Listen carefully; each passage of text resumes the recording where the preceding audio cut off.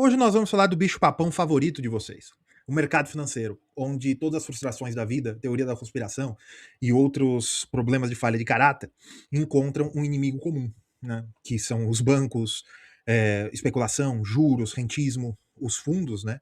Comprando imóveis, né? Sendo grandes incorporadoras que impedem que vocês consigam viver com a consagrada ou consagrado de vocês, né? Todos os problemas do mundo se compensa, se condensam nesse termo, mercado financeiro. E, diante disso, a solução parece um tanto quanto óbvia, né? Estatizar os bancos ou ainda destruir o sistema financeiro e voltarmos a morar no meio do mato com dois alqueires, uma vaca e desnutrição. Mas essa visão é uma visão da estatização, né? Ou de acabar com o mercado financeiro, é uma visão pueril. Muito pueril, na verdade. Porque existe um problema. Primeiro, o Brasil já possui um sistema financeiro extremamente regular, que é profundamente influenciado pelo Estado. E, ao mesmo tempo, o sistema financeiro brasileiro é muito moderno, né? Apesar dessa palavra não ser boa, nesse sentido é. E é tecnologicamente avançado e prudencialmente sólido, de fato. Mesmo assim, no Brasil o crédito é muito caro. O financiamento de longo prazo é limitado a poucas empresas e a economia produtiva continua encontrando dificuldades para obter o capital necessário para a produção. Então, antes de decidir se o sistema financeiro deveria ser destruído, né, estatizado, reformado, nós precisamos entender primeiro o que é mercado financeiro no sentido de o que é ser mercado e o que é ser financeiro, ou seja, um mercado ligado a finanças. Porque muita gente critica o sistema sem saber qual é a função que ele deveria cumprir, e muita gente elogia o sistema sem saber a função que ele deveria cumprir. Porque até quem trabalha no mercado ou quem é fã, né, porque acha-se um grande investidor, porque guarda R$ 5 por mês, as pessoas não conseguem entender qual é realmente a função do mercado financeiro. Qual é a função das finanças. E às vezes as pessoas esquecem que as finanças são necessárias para a economia e para o bem comum, de fato.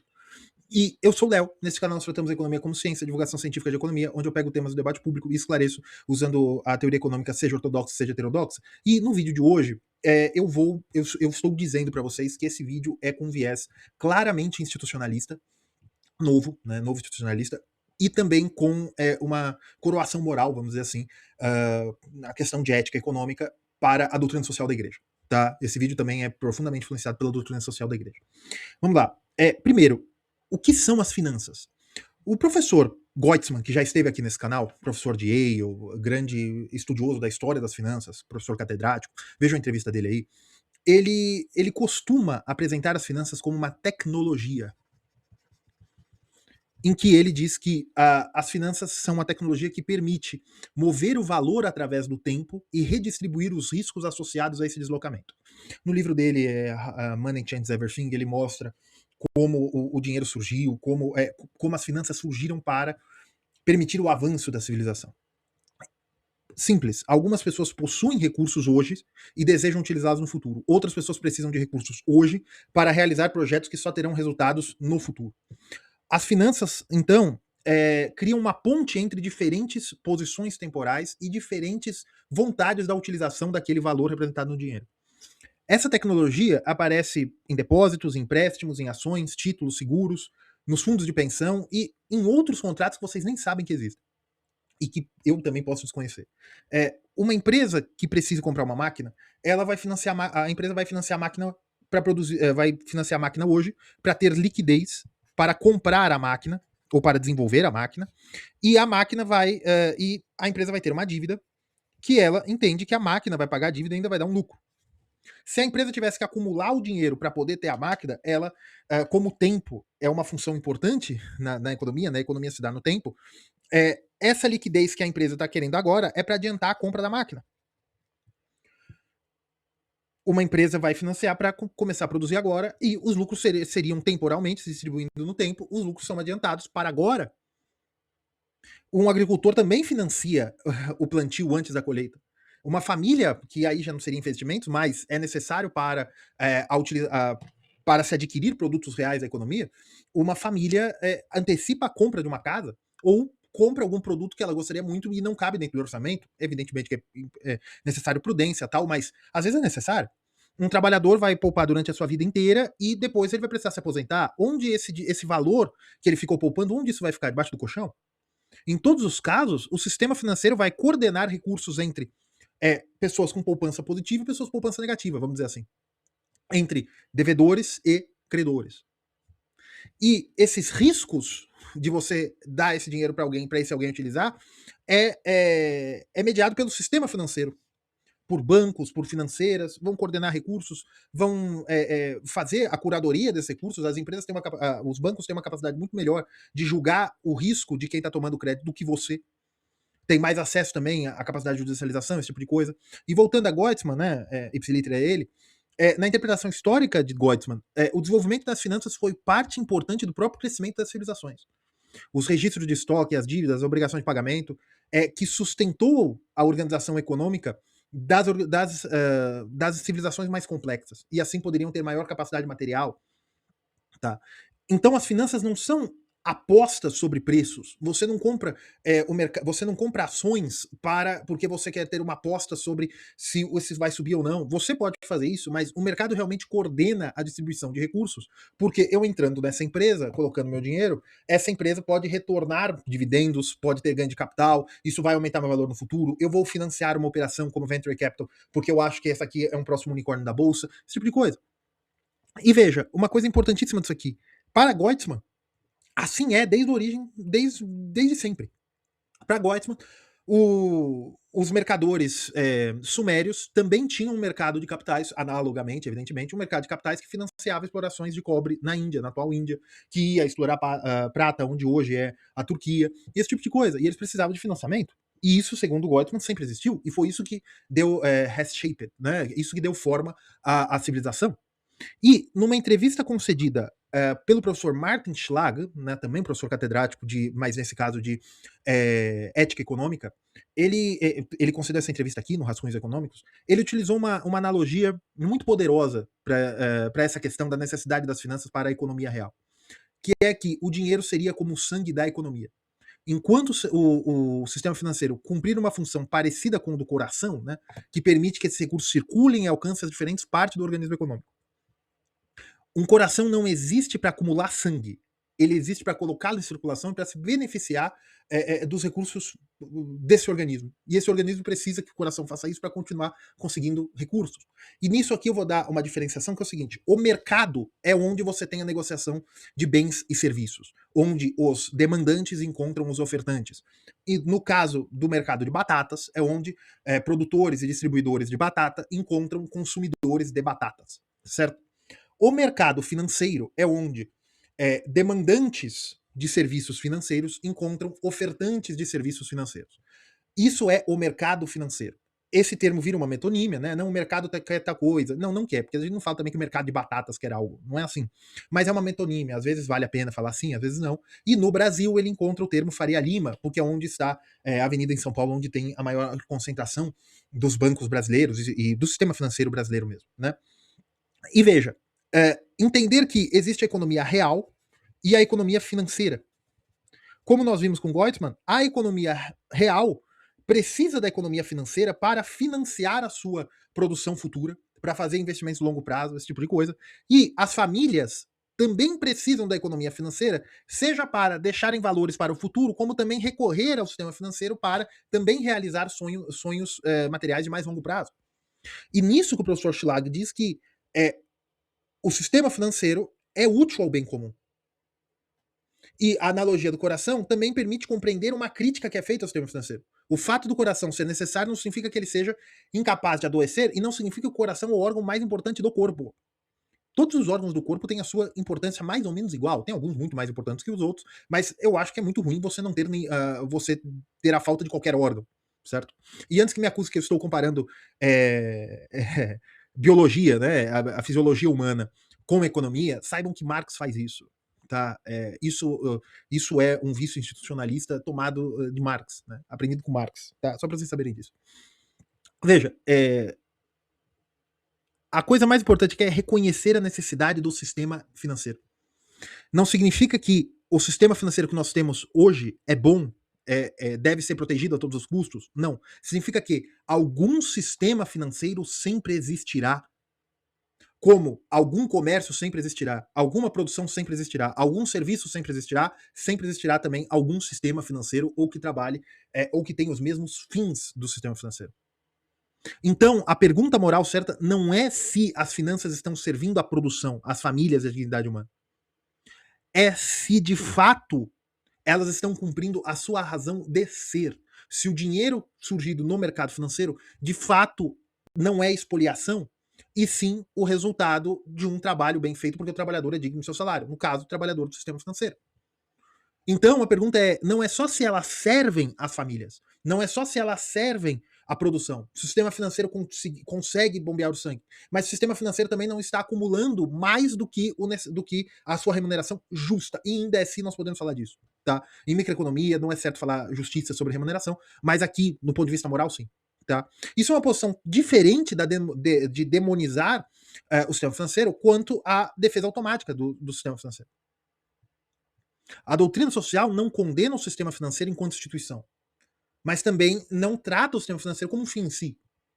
O mercado, a propriedade, o crédito possuem legitimidade quando inseridos numa ordem jurídica e moral orientada ao bem comum.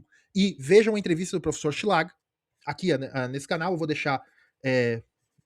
deixar aí, Martin Schlag, eu vou deixar na parte de cima aqui no card do professor Goetzmann também, mas depois vai ficar embaixo aí no vídeo, tá? Rolem um pouco a tela que vocês vão achar. Então a questão, pessoal, não é se nós temos que ter finanças ou não, porque isso é evidente que nós necessitamos, tanto pelas contribuições do professor Goetzmann e toda a tradução de financistas históricos, como também pela própria doutrina, pelo ponto de vista de uma moralidade. O bem comum é necessário, para o bem comum é necessário o sistema financeiro. E uma questão importante para essa discussão é o seguinte: quando nós falamos que os fundos imobiliários estão comprando uma série de casas, ou existem instrumentos de crédito que fazem ter assédio a casas de famílias para a construção de arranha-céus, esse tipo de coisa, quem está por trás dos fundos imobiliários? Quem está por trás das seguradoras?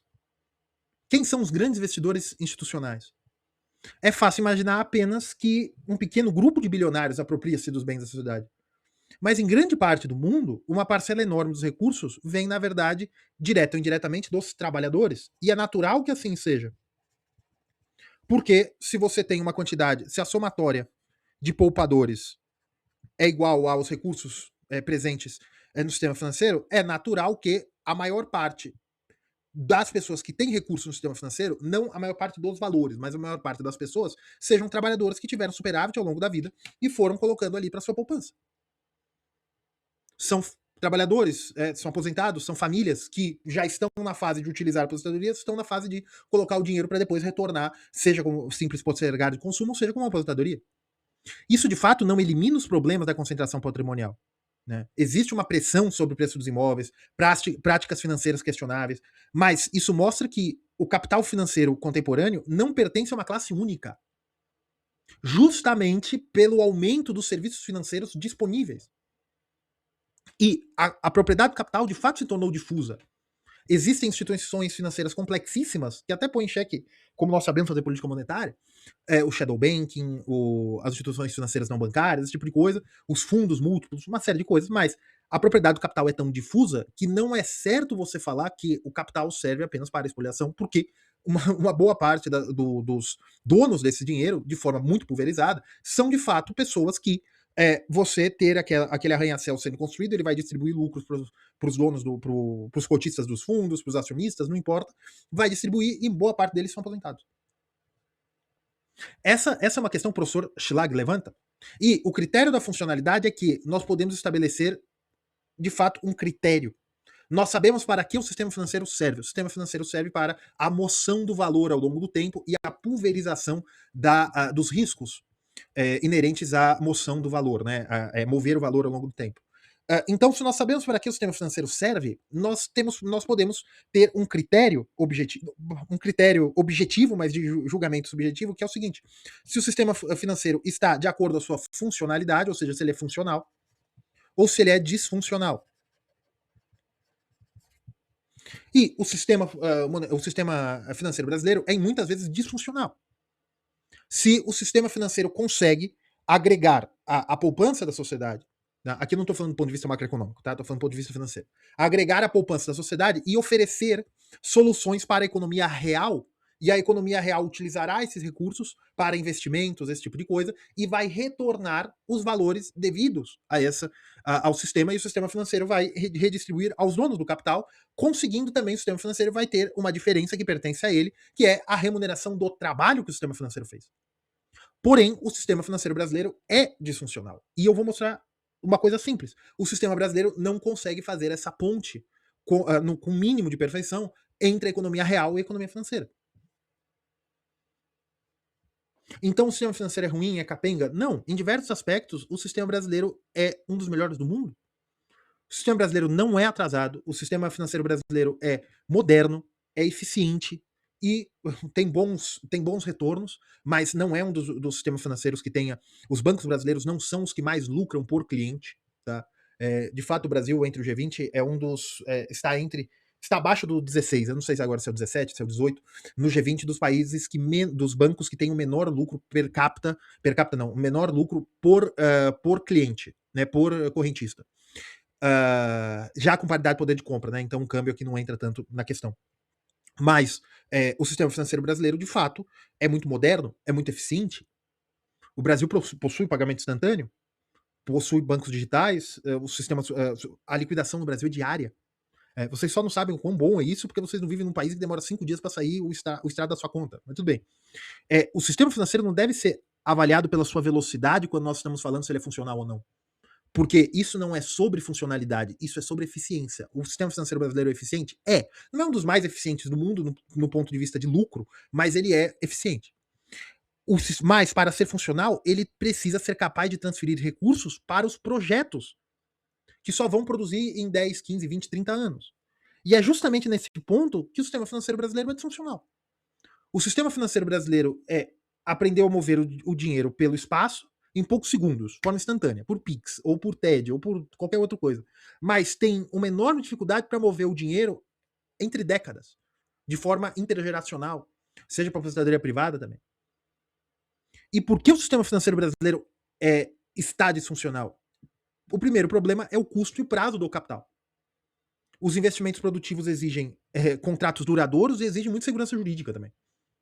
O Brasil possui juros elevados, estabilidade monetária, fiscal, uma série de problemas. E quanto maior a incerteza, maior o risco. E também, o sistema financeiro brasileiro não tem concorrentes de outros países para trazer capital.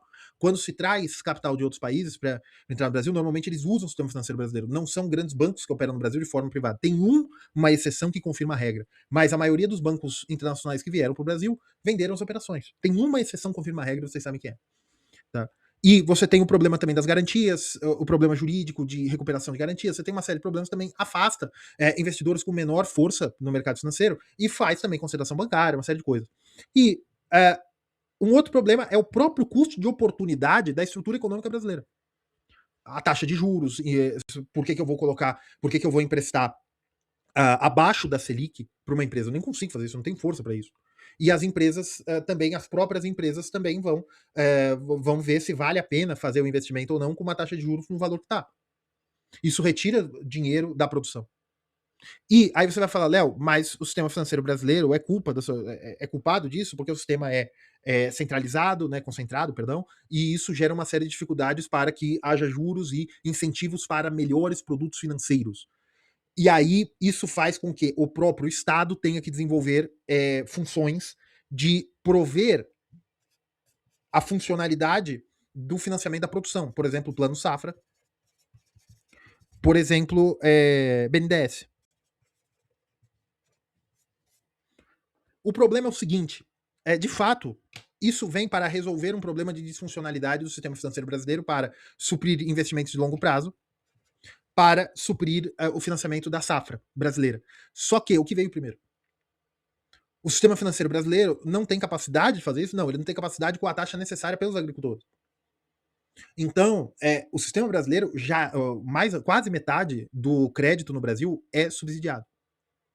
É crédito específico. É o Estado escolhendo instituições. Eu falo isso no meu curso Raio X do Brasil, que está com promoção, está com um quiz promocional, né? Que você fazendo esse quiz é no máximo 5 minutos. São 15 perguntas, se não me engano, um pouquinho menos, um pouquinho mais. E que lá, se você tirar 80%, você vai ter 80% de desconto. Aí vejam lá O link tá aí na descrição, o QR Code tá na tela. Acessem lá, para você, que lá eu falo disso aí. Eu vou falar, inclusive, esse final de semana. Hoje é dia 28 de julho. Eu vou falar esse final de semana. Eu vou falar sobre bens públicos e privatizações. E aí eu vou entrar muito nesse tema. Eu já falei isso na questão fiscal, mas enfim. De fato, o setor brasileiro precisa de financiamento do governo, mas aí o que veio primeiro, o ovo ou a galinha? O governo ficou tão grande, tirou recursos das mãos dos entes privados. Isso fez com que o governo precisasse, no ciclo perverso, cada vez mais aumentar o financiamento público para que fosse o financiamento via recursos públicos, via amortização de juros. O BNDES não tem reserva fracionária, então ele também precisa ser alimentado pelo Tesouro, esse tipo de coisa. Isso aconteceu porque o sistema financeiro brasileiro era disfuncional, ou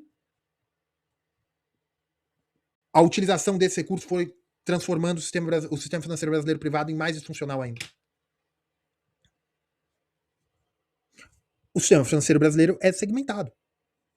Tem alguns agentes que ganham muito dinheiro oferecendo soluções de investimento para os entes privados, que para pessoas que têm uma poupança, para que eles comprem títulos da dívida pública, entrem em ações de vez em quando, façam algumas opções, né, coisas, não façam essas coisas, mas tudo bem. Uns contratos meio estranhos, tal. E esse dinheiro não vai para a produção, porque quem é responsável por financiar a produção no Brasil de forma implícita ou explícita é o BNDES. Então isso gera disfuncionalidade. E a própria disfuncionalidade também faz com que não se busque um aumento da produtividade do setor, de fato. Para que ele seja mais produtivo à sociedade. Para que o sangue chegue em mais lugares ou com mais eficiência no corpo. Naquela analogia que nós estamos fazendo. Você não consegue diluir os riscos, você não consegue deixar não só a taxa de juros mais baixa, como também apresentar soluções financeiras. Por exemplo, um seguro-desemprego privado. Por exemplo, um melhor seguro-saúde, em vez de um plano de saúde. Às vezes eu não preciso de atendimento médico na questão de eu não quero fazer medicina preventiva, eu não gosto dessas coisas, mas é bom, né? Eu ter um seguro aí de saúde caso aconteça alguma coisa para pagar a conta do hospital. Veja, é tipo um seguro de vida, mas você continua vivo, né? No Brasil isso é diminuto, sendo que no mundo inteiro o seguro de vida é mais importante do que o plano de saúde. Mas, aí você vai falar, Léo, mas é porque tem muita regulamentação. Pode ser. Mas a questão fundamental é o seguinte: não adianta, então, estatizar o sistema financeiro. Estatizar não dá. Por quê? O Brasil já tá indo para esse caminho. E isso só piora o problema da disfuncionalidade. O sistema financeiro brasileiro, do fluxo financeiro brasileiro, metade é praticamente de juros subsidiado. Fora que os títulos da dívida pública são o maior ativo financeiro que existe no Brasil. Então o sistema já está praticamente estatizado. Já está praticamente estatizado. Você quer aprofundar isso de que maneira? Então a estatização para mim é infantil falar nesses termos. E a distribuição do sistema financeiro, como eu digo antes, não tem como. O sistema financeiro é inerente, né? Coisas análogas ao sistema financeiro são inerentes ao desenvolvimento da civilização. E aqui é um ponto institucionalista. O ponto institucionalista do vídeo é o seguinte: o sistema financeiro é uma instituição. Sendo jurídica ou não, sendo social ou apenas social, não, sem formalização jurídica, algo análogo ao sistema financeiro sempre vai existir. Quais são as regras que incentivam a formação? Qual é a maneira que vai ser a formação? Os diferentes agentes colocados dentro de uma mesma estrutura vão tender a responder dos mesmos incentivos. Porém, se você, não estou falando de dar liberdade aos agentes, mas se você caminha para uma solução para corrigir alguns comportamentos, você pode incentivar comportamentos ruins de outro lado. Então, o ponto aqui é o seguinte: o sistema financeiro deveria acabar? Não, porque não dá para acabar com o sistema financeiro, porque ele é inerente ao desenvolvimento da civilização. Algo análogo ao sistema financeiro sempre vai existir. Outra coisa, é bom que ele exista e ele é bom ao bem comum. O sistema financeiro brasileiro é disfuncional? Devemos acabar com o sistema financeiro brasileiro? Não. O que podemos fazer? Aí, ótima pergunta. Ótima pergunta. Aí vai ter tratamento ortodoxo para isso, vai ter um tratamento heterodoxo para isso. A minha opinião não vale a pena ser ouvida, mas a questão é essa. A questão é fundamentalmente essa, que inclusive polui a cabeça de vocês quando vocês acham que o sistema financeiro serve apenas para ganhar dinheiro, como se fosse ali uma fonte dos desejos, digamos assim. Tá certo, pessoal? Por hoje é só. Um abraço, fiquem todos com Deus.